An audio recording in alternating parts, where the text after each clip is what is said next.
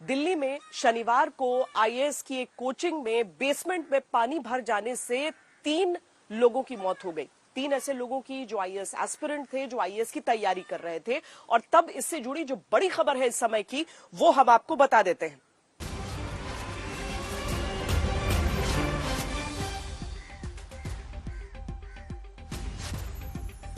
तीन मौत के बाद एमसीडी, दिल्ली सरकार, एलजी और सियासत सब जाग गए हैं। तभी तो अब ओल्ड राजेंद्र नगर में बुलडोजर से अतिक्रमण तोड़े जाने लगा है।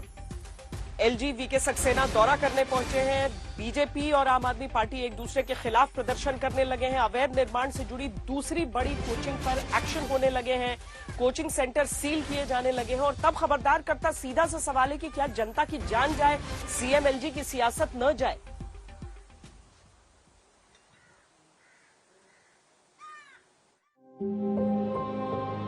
भारत की राजधानी दिल्ली में तुम्हारी सत्ता या मेरी सत्ता, तुम्हारे पास अधिकार बनाम मेरे पास अधिकार की लड़ाई में जान गंवाने वाले 3 युवाओं में से एक की चिता जल रही है। ये चिता उत्तर प्रदेश की श्रेया यादव की है। श्रेया की तरह नेविन और तान्या को भी दिल्ली की सियासी लड़ाई ने मारा है। श्रेया की चिता तो जल गई, वही सियासत अपने काम पर लग गई। दिल्ली में एक तरफ केजरीवाल सरकार को जिम्मेदार ठहराकर बीजेपी नेता और कार्यकर्ता आम आदमी पार्टी का दफ्तर घेरने पहुंच गए। 3 नौजवानों की चिता जलाकर पानी की धार राजनीति ने अपने सीने पर लेना शुरू कर दिया।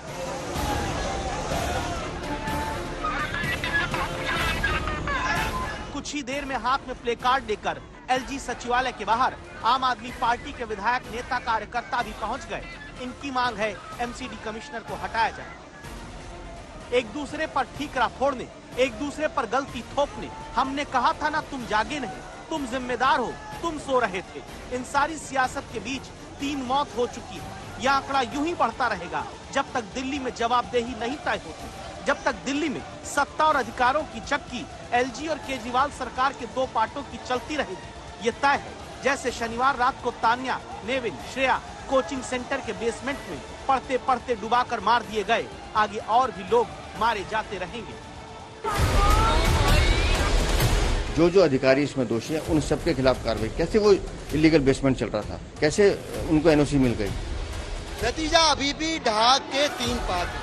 एमसीडी के अंदर कमिश्नर साहब की कान पे जू नहीं रेंग रही जब उनको कहा जाता है कि एमसीडी के नालियों की सफाई नहीं हो पा रही है। लेकिन सारे अधिकारियों का नियंत्रण, कंट्रोल माननीय एलजी के हाथों में है। 1 दशक से आम आदमी पार्टी दिल्ली में सत्ता भोग रही है, लेकिन दिल्ली वासियों के लिए कोई काम नहीं कर रही।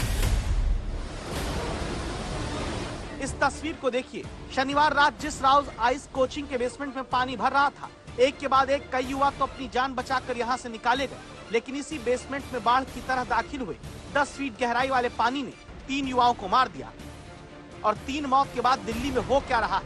बीजेपी कहती है एमसीडी की गलती है, जहां शासन केजरीवाल की पार्टी का है। केजरीवाल की पार्टी कहती कि जिम्मेदार एलजी है, जिनके अधिकारी काम नहीं करते। बीजेपी कहती है कि एमसीडी की मेयर शैली ओबरॉय जिम्मेदार है। केजरीवाल की पार्टी कहती है कि एमसीडी के कमिश्नर अश्विनी कुमार जिम्मेदार हैं, जिनकी नियुक्ति केंद्र सरकार करती है। बीजेपी कहती है कि बेसमेंट में लाइब्रेरी कैसे चलती रही, एमसीडी बताए। केजरीवाल की पार्टी कहती है कि बेसमेंट में लाइब्रेरी कोई 1 साल से थोड़े ना चल रही थी। 9 साल तक तो पहले बीजेपी ही एमसीडी में थी। बीजेपी कहती है कि केजरीवाल सरकार के अधीन आने वाले दिल्ली जल बोर्ड ने नालों की सफाई नहीं कराई। केजरीवाल की पार्टी कहती है कि नालों की सफाई को अधिकारियों को बोला था, लेकिन एलजी के अधीन आने वाले अधिकारी सुनते नहीं। बीजेपी कहती है कि दिल्ली सरकार के अधीन आने वाले दमकल विभाग ने कैसे बेसमेंट में लाइब्रेरी को एनओसी दे दिया। आम आदमी पार्टी कहती है अधिकार छीनकर बीजेपी दिल्ली में साजिश रच के दिल्ली को डुबाना चाहती है। अपने हाथ में अधिकार रखने किसी चक्की में पीसे गए 3 परिवार अपने ही बच्चों का अंतिम संस्कार करते हैं, अंतिम विदाई देते हैं, लेकिन 3 चिताओं के ऊपर राजनीति की आग और भड़कने लगी है।